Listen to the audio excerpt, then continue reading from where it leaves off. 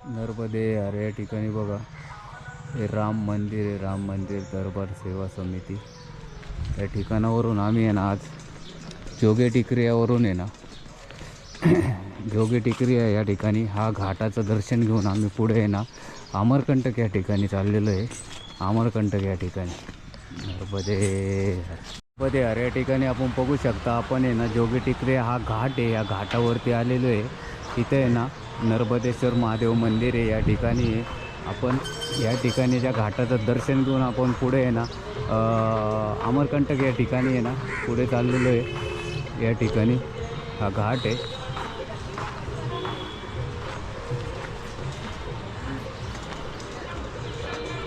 या ठिकाणी आपण बघू शकता नर्मदे ते अरे या ठिकाणी बघा आता चतुर्थीचा हा दिवस आहे. या दिवशी आहे ना आम्ही आहे ना नर्मदा परिक्रमा मार्ग आहे निघालो आहे. असा मार्ग आहे आमचा जाण्याचा. बघा हा मार्ग आहे, ही पगदंडी या ठिकाणी एक नदी संगम आहे. ही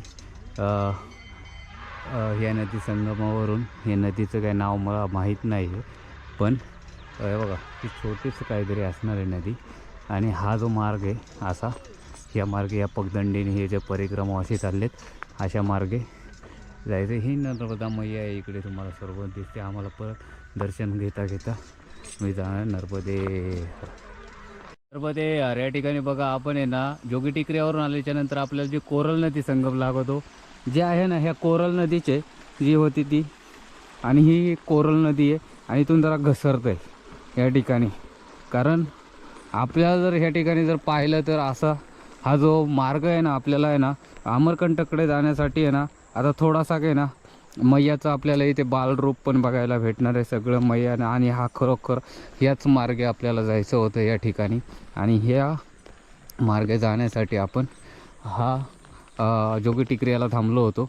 आणि जोगी टिकऱ्या कारण थोडीशी वेळ होती रात्रीची, त्याच्यामुळं जोगी टिकऱ्या थांबून हा जो कोरल नदी संगम आहे ही कोरल नदी आहे आणि थोडं घसरतं आहे पण इथं कारण शेवाळ तयार झाल्यामुळं थोडं घसरते. आणि ह्या नदीतून आपल्याला पुढे अमरकंटककडे जायचे. आपल्याला थोडंसं दिंडोरी पण लागणार आहे. थोडे छोटे छोटे असे गावं लागतात पुढे. नर्मदे हर या ठिकाणी पाहू शकता आपण असा आपला जाण्याचा मार्ग आहे. बघा हा ही कोरल नदीच्या बाजूने चाललो आहे आपण. आणि ही जी मैया नर्मदा मैयाला मिळते नर्मदा मैयाच्या आपण घाटावरून ज्या जोगी टिकऱ्याचा घाट होता नर्मदा घाट होता या घाटावरून आपण पुढे एक दिंडोरी आहे. दिंडोरी या ठिकाणी 4-5 किलोमीटर अंतर आहे आणि रामघाट लागणार आहे आपल्याला.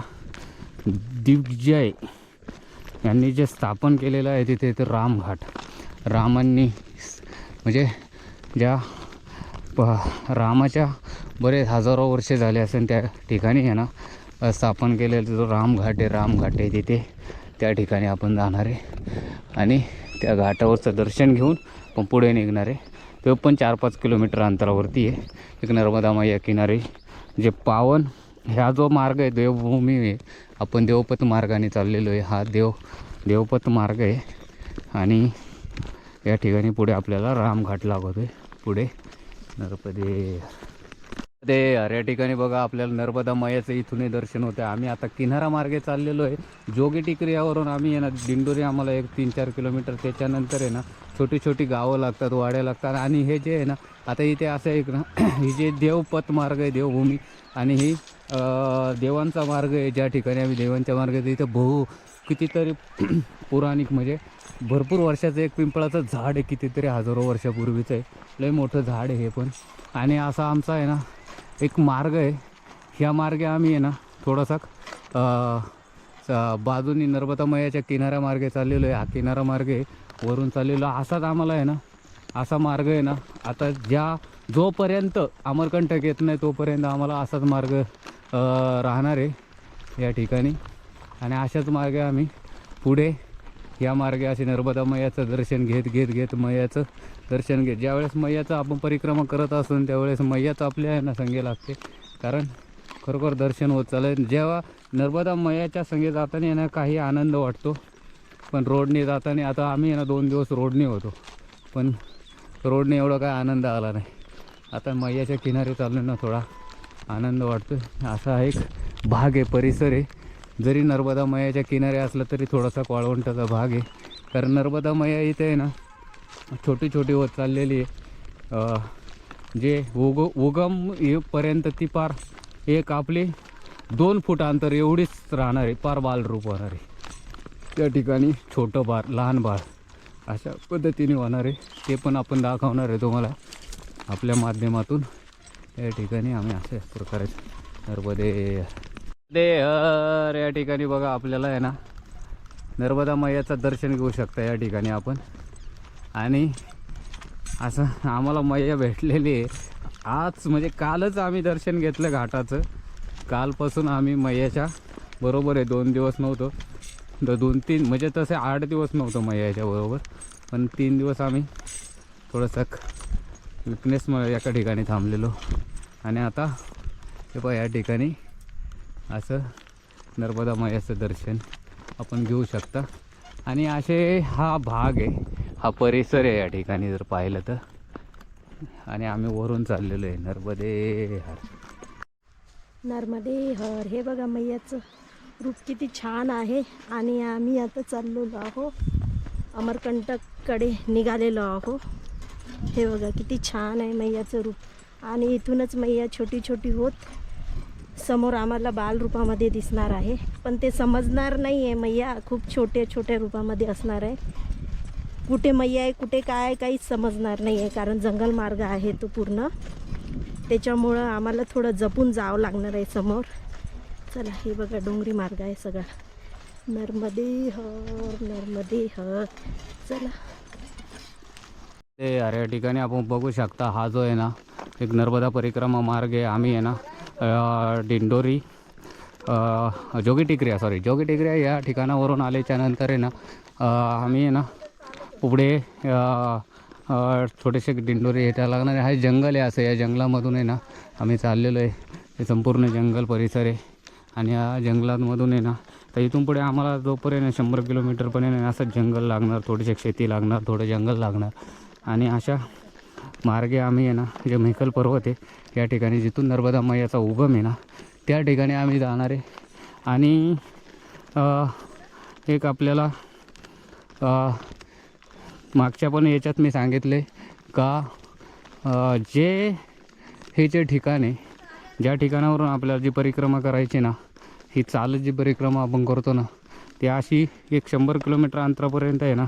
ज्यावेळेस आपण सडक मार्ग न घेता जर हा मार्ग घेतला ना तर हा मार्ग घेण्याचं एक कारण म्हणजे तुम्हाला आहे ना खरोखर सुंदर असं नर्मदा माईचं दर्शन आणि मैया कुठून कशी कशी उगम पावते कसं हे सर्व तुम्हाला आहे ना बघायला भेटणार या ठिकाणी. आणि आपण तसेच पुढे असे आपण चालत राहणार या ठिकाणावरून. या जंगलात आहे आपण त्या ठिकाणी. हे बघा ही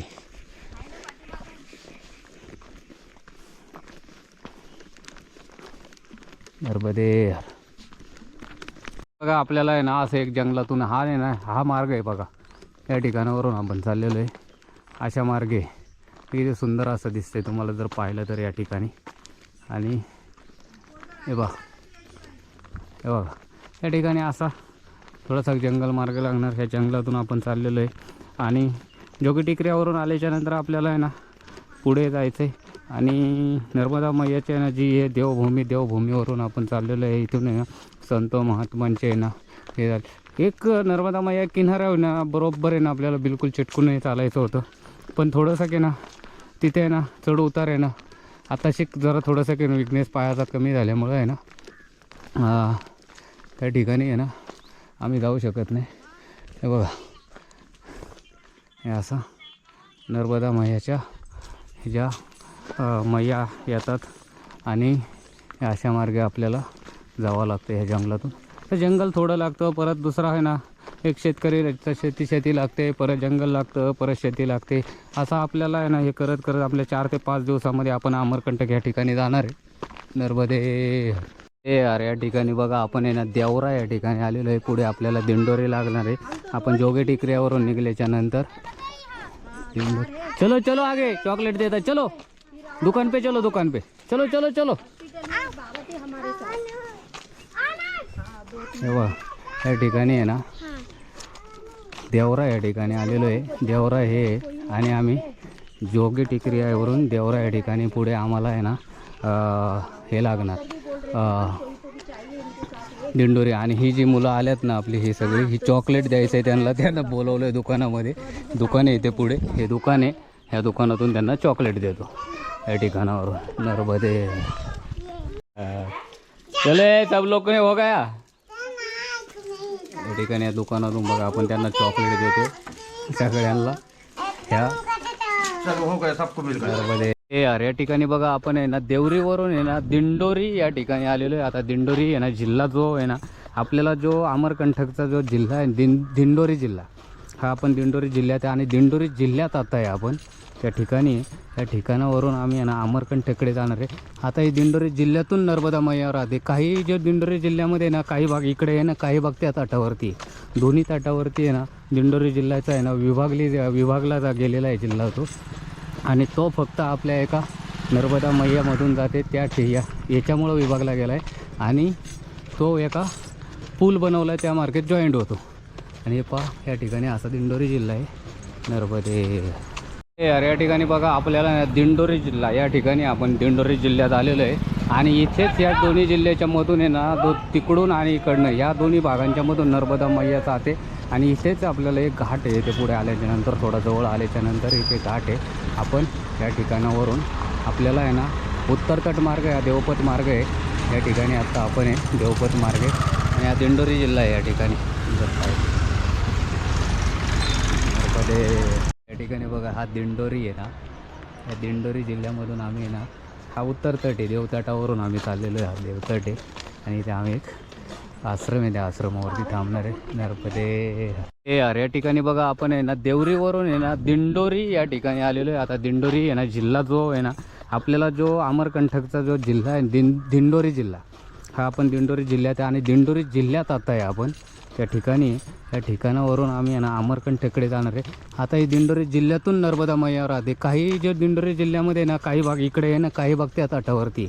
दोन्ही तटावरती आहे ना दिंडोरी जिल्ह्याचा आहे ना विभागला गेलेला आहे जिल्हा तो. आणि तो फक्त आपल्या एका नर्मदा मैयामधून जाते त्या याच्यामुळं विभागला गेला आहे. आणि तो एका पूल बनवला आहे, त्या मार्केट जॉईंट होतो. आणि हे पहा या ठिकाणी असा दिंडोरी जिल्हा आहे नर्मदे. यार या ठिकाणी बघा आपल्याला दिंडोरी जिल्हा, या ठिकाणी आपण दिंडोरी जिल्ह्यात आलेलो आहे.